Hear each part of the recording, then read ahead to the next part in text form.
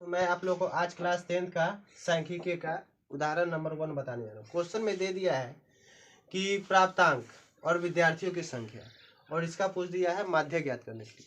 तो प्राप्तांक आपको क्वेश्चन में दे दिया है, जिसको हम x1 लिखते हैं, और x1 का मान दे दिया है ना। फिर विद्यार्थियों की संख्या भी दे दिया है। और जब भी इस टाइप का क्वेश्चन रहेगा तो इसमें अगर कह दिया जाए माध्य निकालने के लिए, तो बहुत आसान तरीका होता है निकालने का।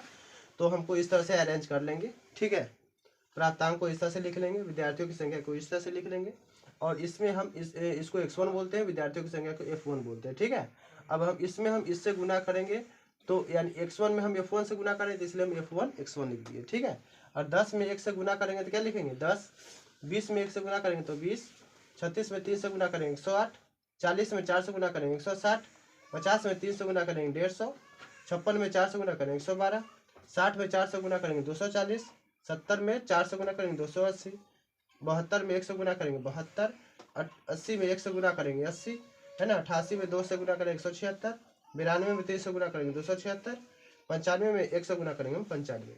तो इस तरह से गुना करके उसके बाद यहाँ पर हमने सिग्मा का साइन दिया। सिग्मा का अर्थ होता है जोड़, है ना।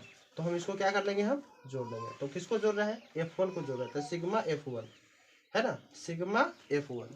तो जोड़ने पर आपको आ जाएगा 30, ठीक है।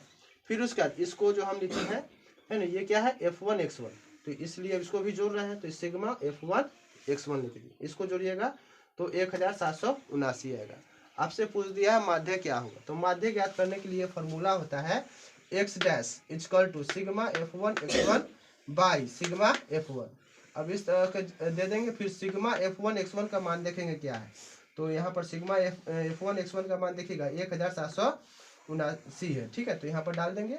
फिर उसका सिग्मा f1 का रहा है, तो इसका मान देखिए तो क्या है 30 है, तो यहाँ 30 रख देंगे। इसमें इसे भाग दीजिएगा तो आ जाएगा 59.3। यही आपका आंसर हो गया। यदि आपको पढ़ाई समझ में आए तो चैनल को सब्सक्राइब करें, लाइक करें, शेयर करें। इसी के साथ जय हिंद, जय भारत।